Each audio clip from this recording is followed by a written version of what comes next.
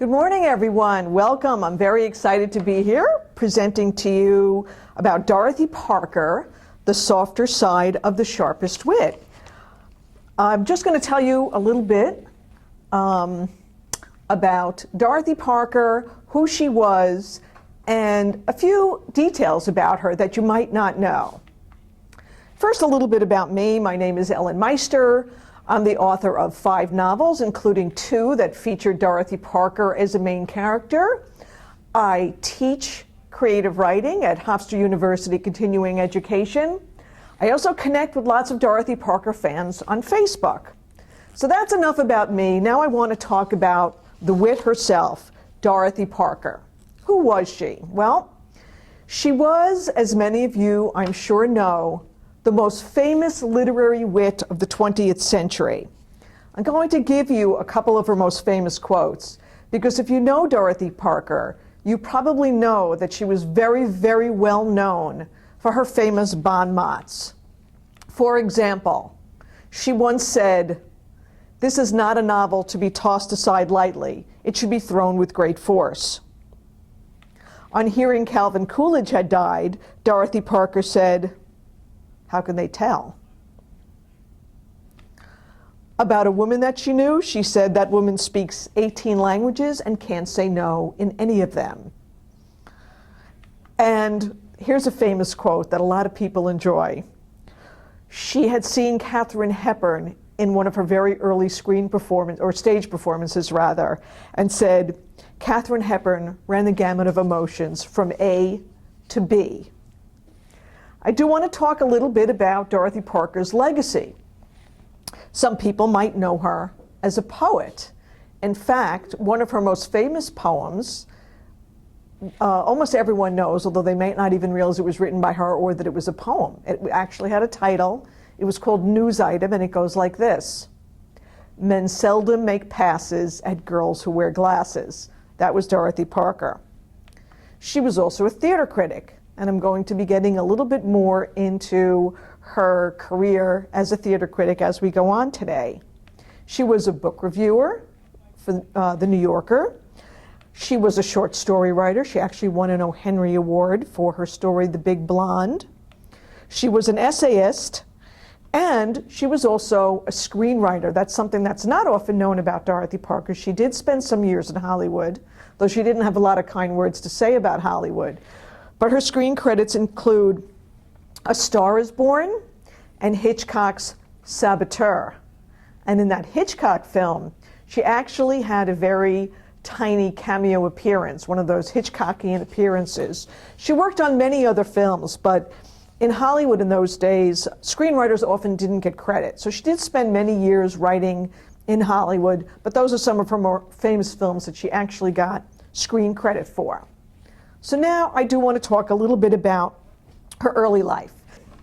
So much to her chagrin, she wasn't born in New York City. Dorothy Parker was a lifelong New Yorker.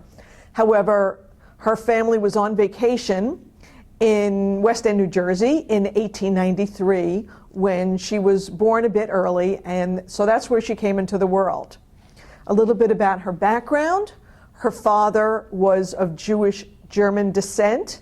Her mother was Protestant Scottish descent. Also remember that she lived in a time of great anti-Semitism, so that Jewish background had an impact on her life. Her mother died when she was only 4 years old. Her mother was actually quite sickly from the time Dorothy was born, and then passed away when she was very, very small. Her father quickly remarried a stepmother whom Dorothy Parker did not get along with at all. Then the stepmother died when Dorothy was 9. So that's a lot of trauma for a very young life. And it might go a long way toward explaining a lot of the sadness, loneliness, and bitterness that you'll note behind so much of her humor. Dorothy Parker attended a Roman Catholic elementary school because of her stepmother, and she dropped out of finishing school at age 14. An interesting side note about that is that we don't really know a lot about why she dropped out of finishing school at age 14. We know that she was very enthusiastic about going to this school.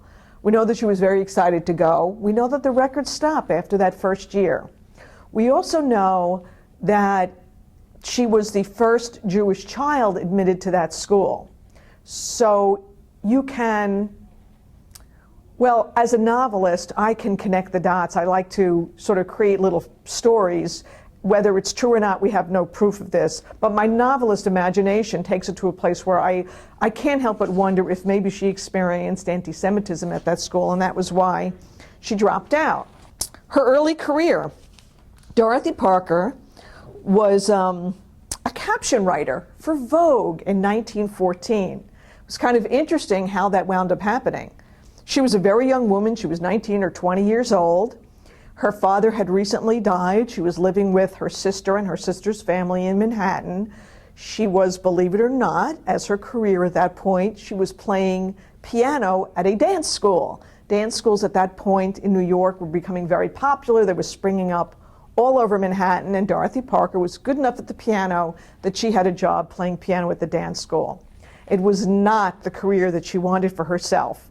She spent her spare time writing and submitting poetry, and she got rejection after rejection after rejection.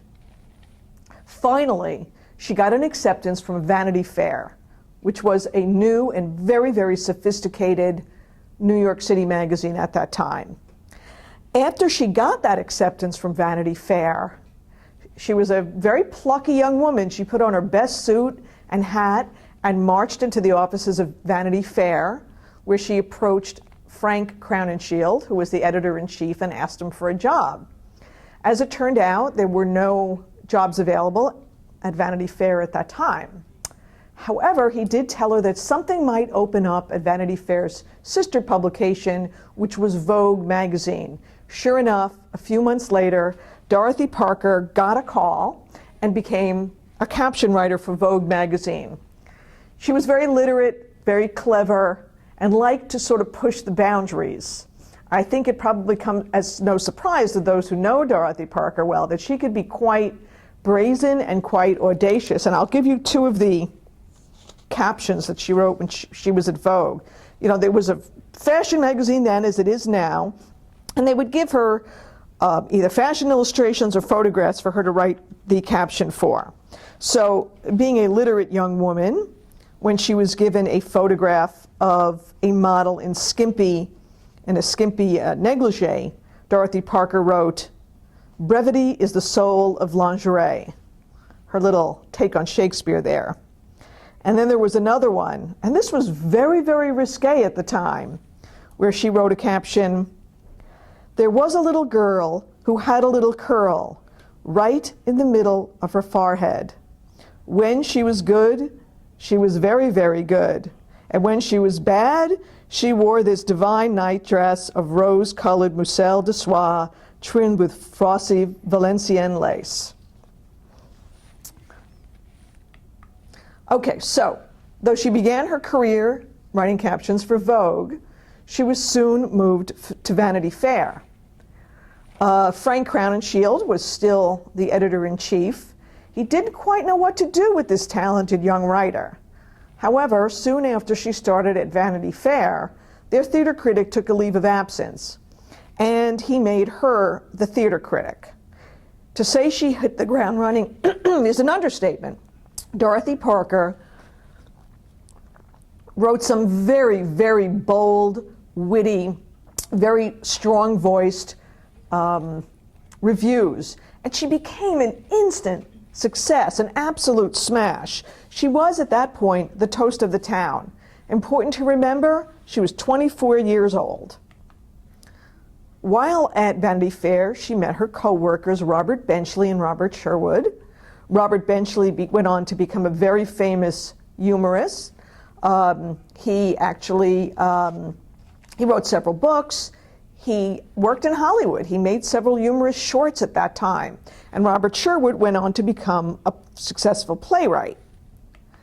And during that period, she was invited to her very first luncheon at the Algonquin Hotel.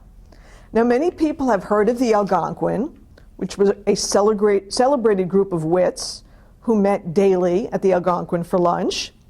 And I will tell you who who's in this picture. This is by the great cartoonist Al Hirschfeld. And I'm going to read to you the names of the people at this table, starting with Dorothy Parker, who's the dark-haired woman seated at the left. I'm going to go around the table clockwise. So next to Dorothy Parker is Robert Benchley. Next to Benchley, the man with the round glasses, that's theater critic Alexander Woollcott. Next to him is Haywood Broun, who was a journalist, known for being a sports journalist. Next to Broun is Mark Connolly, a playwright. Next to Mark Connolly with the big cigar, that's Franklin Pierce Adams, who was a newspaper columnist. He was probably the most well-known one of the group at the time when they started, and in fact was largely responsible for them becoming as famous as they became, because FPA, as he was known, quoted the wits daily in his column. Next to Franklin Pierce Adams is novelist Edna Ferber. Next to Ferber is George S. Kaufman, the playwright, who you might know is also a movie writer. He wrote many of the Marx Brothers movies. Next to George S. Kaufman is Robert Sherwood, Parker's friend, who became a playwright. Let's talk a little bit about who's in the background. The couple in the left, the woman, for a long time, I thought that was Tallulah Bankhead, who was actually an honorary member of the group for a long time. But I was recently corrected, and it was explained to me that the man and the woman were the famous married acting couple of Lunt and Fontaine. And next to them, standing in that checkered coat, that's Frank Crowninshield, who was the editor-in-chief of Vanity Fair. And then the other gentleman on the far right who's standing is Frank Case, who was the manager of the Algonquin and a pretty important figure in the lives of those people. And now I'm going to give you a little bit of just a few highlights on who these people were and some of their witty remarks. So Alexander Woollcott, as I said, was a theater critic. He worked for the New York Times, and one of his most famous lines was, "All the things I really like to do are either immoral, illegal, or fattening." Next, let's talk about Mark Connolly, the playwright, who actually collaborated with George S. Kaufman and other people. Once at the Algonquin, a man came over to Mark Connolly, rubbed his hand over Mark's bald pate and said, "You know, Mark, your head feels as smooth as my wife's behind." Without missing a beat, Connolly felt his own scalp and replied, "So it does." Now I'll tell you about Robert Benchley, who was actually Dorothy Parker's best friend for a very long time. Benchley said on discussing a Broadway show, "It was one of those plays in which, unfortunately, all the actors enunciated very clearly." Tallulah Bankhead, who was just outrageous. Most of her comments are not quite G-rated, and neither is this one, but it was probably one of the tamest ones we could find for this presentation. She said, "I'll come and make love to you at 5 o'clock. If I'm late, start without me." Ring Lardner was also a sometime member of the Algonquin Round Table. Ring Lardner was a sports journalist. He was a wonderful short story writer. If you haven't read Ring Lardner, you might want to pick up one of his collections. He was very, very funny. He had a great voice, but here's one of his great quotes. "Shut up," he explained. That's one for the writers out there. George S. Kaufman, the playwright, very witty man. He said, among other things, "I like terra firma. The more firma, the less terra." Edna Ferber. This is a wonderful one. Edna Ferber showed up at the Algonquin dressed in a tailored jacket, much like Noel Coward's. When he saw her, he said, "Edna, you look almost like a man in that suit." Without missing a beat, Ferber replied, "So do you, Noel." And now let's talk a bit about Dorothy Parker herself. On being asked to use the word horticulture in a sentence, Dorothy Parker replied, "You can lead a horticulture, but you can't make her think." She also said famously, "You can't teach an old dogma new tricks." And of course, one more drink, and I've been under the host. And now I want to get to the part of the presentation where we talk about Dorothy Parker's social conscience. I'm going to read to you a little piece that she wrote in 1939. It was called Not Enough. It was for a publication called The New Masses. And she said, "I think I first knew what side I was on when I was about 5 years old, at which time nobody was safe from buffaloes. It was in a brownstone house in New York, and there was a blizzard, and my rich aunt, a horrible woman then and now, had come to visit. I remember going to the window and seeing the street with the men shoveling snow. Their hands were purple on their shovels, and their feet were wrapped with burlap. And my aunt, looking over her shoulder, said, 'Now isn't this nice that there's this blizzard? Now all those men have work.' And I knew then that it was not nice that men could work for their lives only in desperate weather, that there was no work for them in fair.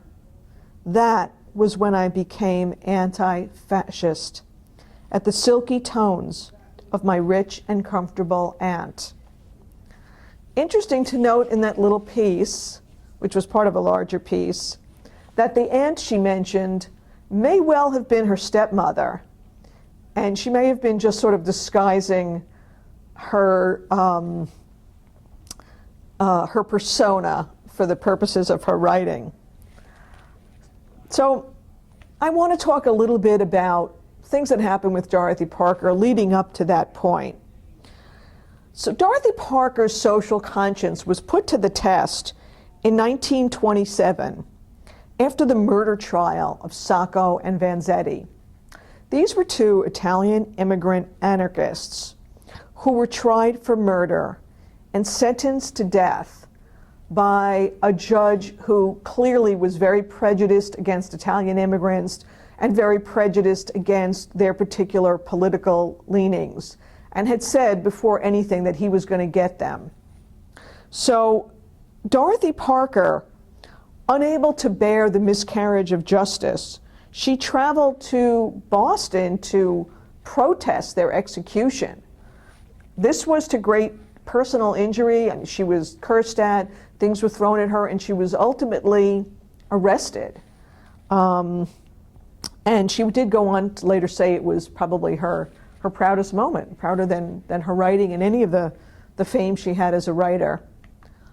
So about a decade later, when she was finally earning enough money to afford a luxurious lifestyle, she fought for the fledgling Screenwriters Guild to help the writers who didn't have her clout with the notorious studio executives.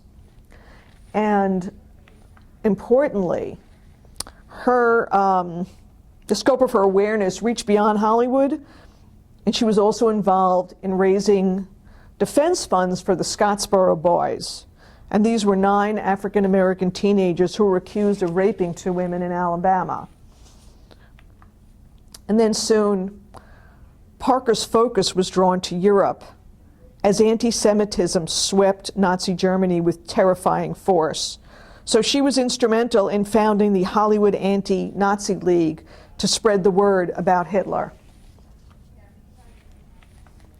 But, you know, all this social activism didn't come without a price.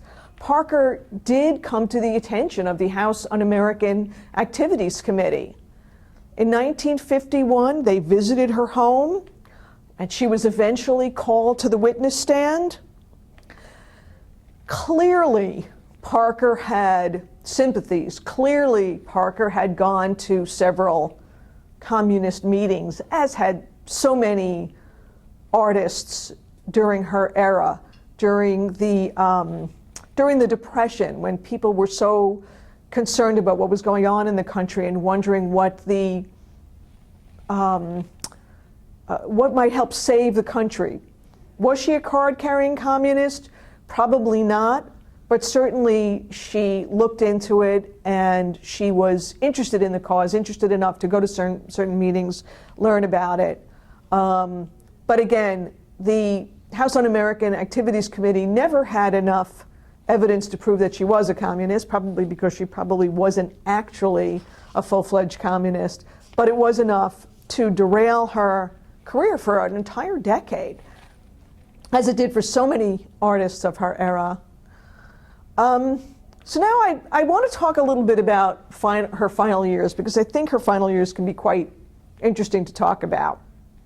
You know, Parker was an older woman, and when I say an older woman, well, you have to understand that she was a smoker and a drinker, was somebody who did not take care of herself. So she was an old woman when she was, you know, young by today's standards. I actually saw a picture of her once when she was my age, and she looked a good 20 years older. So here she was living her final years in a hotel in New York City. She wasn't well enough to march on Selma or anywhere else, but she was watching the civil rights movement with great interest and great concern and great compassion. So she was sort of, I would guess you would call her an armchair activist. When she died on June 7th, 1967, remember this was before Martin Luther King Jr. was assassinated, she bequeathed her entire estate to Martin Luther King. And he was assassinated within a year, less than a year after she died. And per her will, her entire estate passed to the NAACP. I do want to point out as I'm going through this, because we're getting near the end, that I am looking forward to taking your questions, because I know I'm giving you a lot of information and you probably do have things to ask about all this. So please keep that in mind as we go along. Okay, so I think it's very interesting now what happened after Dorothy Parker's death. She named Lillian Hellman her executor. Lillian Hellman was a writer who was at least a decade or so younger than Parker. You probably know her for some of her plays and movies that she wrote, and also that she was famously involved with the writer Dashiell Hammett for many, many years. So Lillian Hellman was the executor of Parker's estate. And I think that she was quite shocked when she discovered on Parker's death that she had not been left the rights to Parker's work. And that may go a long way toward explaining what happened next, which was a few things. First of all, Parker had stipulated in her will that she did not want any kind of a funeral at all. Certainly not a star-studded funeral, but she wanted no kind of services. She just simply wanted to be cremated, and that was that. Hellman threw a big, star-studded funeral with herself as the main attraction, with Hellman herself as the main attraction. Another thing that happened after Parker's death was that some biographers were interested in writing about her. But Hellman spoke to all her friends and acquaintances and said, absolutely do not speak to the biographer. Do not let any information about Dorothy get out. Whether that was simply to protect Dorothy or for reasons more nefarious, I'll leave that for you to judge. I will also tell you, however, that Hellman was responsible for cleaning out Parker's apartment after her death. And after that, every single thing of Parker's disappeared. Future biographers had nothing. There were no papers, there were no manuscripts, there were no letters. The only letters we have of Parker's were letters she sent to other people that others saved. So every single thing of Parker's was destroyed. But the most egregious thing that happened was the disposition of Dorothy Parker's ashes after she died. After the funeral, Lillian Hellman never claimed Dorothy Parker's ashes. The funeral home held on to them, contacted Hellman many, many times, and never got a response. After several decades of holding on to these ashes, the funeral home sent them to the attorney who had represented both Hellman and Parker. And there they stayed for a long time. And they probably would be there today if it were not for the fact that a woman named Marion Mead, who was Parker's biographer in the 1980s, decided that she wanted to visit Parker's grave. She wanted to pay her respects to Parker's final resting place. Well, all her research turned up nothing. She couldn't figure out where Parker was interred. And so after making several calls, she finally reached this attorney and said, "Do you happen to know where Dorothy Parker's ashes are?" And the attorney said, "Why, yes, in fact, they're right behind me in a filing cabinet." And so at that point, her ashes were given over to the NAACP, which interred her in Baltimore. And there is a plaque that reads, "Here lie the ashes of Dorothy Parker, 1893 to 1967, humorist, writer, critic, defender of human and civil rights." For her epitaph, she suggested, "Excuse my dust," which is actually true. She did say that. She wanted her gravestone to read, "Excuse my dust." "This memorable garden is dedicated to her noble spirit, which celebrated the oneness of humankind, and to the bones of everlasting friendship between black and Jewish people, dedicated by the National Association for the Advancement of Colored People, October 20th, 1988.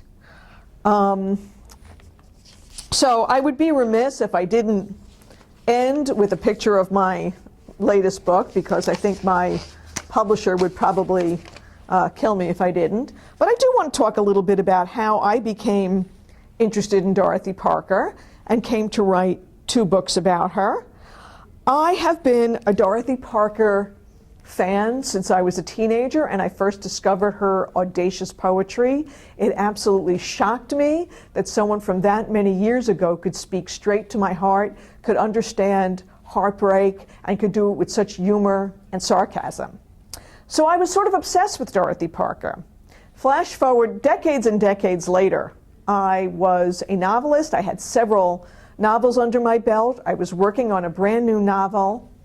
And I was thinking about the fact that there are many, many books that have been written in recent years that pay homage to another of my favorite writers, Jane Austen. I've always been a huge Jane Austen fan, and I think it's terrific that there are so many books that pay homage to her.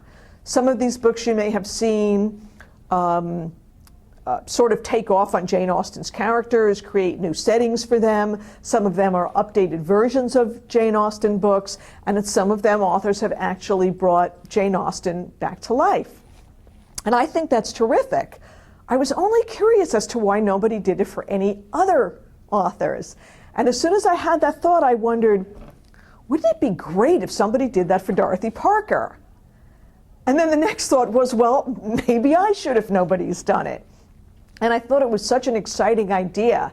And I immediately had this vision of Dorothy Parker coming back to life, her ghost, with a modern woman in a modern setting. I saw her as a mentor, maybe even part tormentor to a modern woman. And I thought, wouldn't that be fun? Because in some ways, Dorothy Parker always was that snide little voice on my shoulder, making comments on my life and my choices and the things around me. So I envisioned her as a character. I pitched the book, I wrote the book. The first book was actually called Farewell, Dorothy Parker. And I didn't intend to write a sequel or a prequel, but my publisher loved it so much, they asked me if I would be willing to write another book. I had rather closed the door on the ending of Farewell, Dorothy Parker, hence the title. And so I came up with the idea of a prequel, and I called that one Dorothy Parker Drank Here. So these books have a lot of heart and humor. And I was very excited with this particular book, Dorothy Parker Drank Here, that I got to launch it at the Algonquin Hotel, which was really incredibly special due to the fact that Dorothy Parker had spent so much time there. And the Algonquin was good enough to actually put us in the very historic Oak Room where the Algonquin Round Table had first had their first several luncheons. And many people who attended that said that they felt that they could actually feel the spirit of Dorothy Parker right there at the event. So now I'm going to open to questions and see if any of you have anything you want to ask about Dorothy Parker, about her history as a writer, about her famous quotes, her famous poetry. You could also ask about her social conscience. You could ask about me or my books. Anything you have, or about the Algonquin Round Table. East Meadow, I understand you have a question. They obviously were friends because she had trust in her to take care of whatever she felt was important. And Lillian Hellman did nothing of the sort. Shame on her. This is in reference to Lillian Hellman, who was obviously entrusted with taking care of what Dorothy Parker wanted done with her remains. She disregarded everything that Dorothy Parker wanted. Was there any repercussion from that? No, there were no repercussions. There were no repercussions to Lillian Hellman. Interestingly, you know, in Dorothy Parker Drank Here, you know, as an author, when you wind up resurrecting an actual historic figure for a book, you feel a sense of obligation to them, a sense of responsibility. And I did feel a sense of responsibility to Dorothy Parker, which is one of the reasons I decided to put together this presentation, because you know, people know her as a sharp wit, people know her for her sarcasm, but people don't know about this other side of her and her social responsibility. And people also don't know about the very wounded heart she has. So I felt a sense of responsibility to portray all of those sides of Dorothy Parker. Now in this book, I decided to have this little conceit where other people who had been in Dorothy Parker's life passed through the Algonquin Hotel, which in this book she was haunting the Algonquin Hotel. Other people passed through the Algonquin on their way to the afterlife. And I asked myself as I was writing it, should I let Lillian Hellman pass through the Algonquin Hotel so that Dorothy Parker can have the final word with Lillian Hellman? I did a lot of soul searching on this, and I ultimately decided that it was my responsibility. Also sort of great fun to sort of sit back, close my eyes, and try to listen to what Dorothy Parker might have to say to Lillian Hellman after what she had done. So I put that in the book. It was my homage to Dorothy Parker, my way of giving her the last word with Lillian Hellman. So there were no actual repercussions to Lillian Hellman in real life. I mean, she had passed away by the time it was discovered that Parker's remains were gone. But I like to think that I gave Dorothy Parker a little bit of a voice in the afterlife. Yeah, I also in this book, you know, I had other characters from the past going through, and that was kind of fun. I mean, I have a scene with Robert Benchley. I have a scene with Groucho Marx. That was actually the most fun, challenging, difficult, and interesting for me to write. So there were other, you know, characters that sort of passed through on their way to the afterlife. And as a novelist, these serve to show who Dorothy Parker was as a person and to sort of shore up the emotional aspects of her character, both past and present. East Northport. And I think that East Northport has a question. Can you hear us, East Northport? Did Dorothy Parker know Houdini?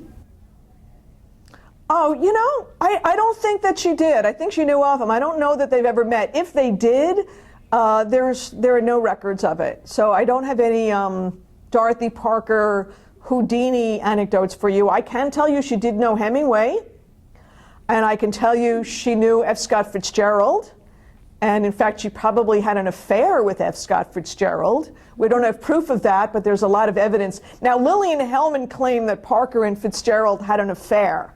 Whether that's true, it's important to point out. I don't mean to be beating up on Lillian Hellman quite so much, But a writer named Mary McCarthy had once said that every word Lillian Hellman wrote was a lie, including and the.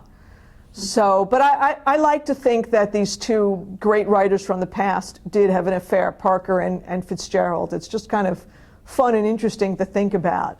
But yeah, a lot of other famous people did pass through her life.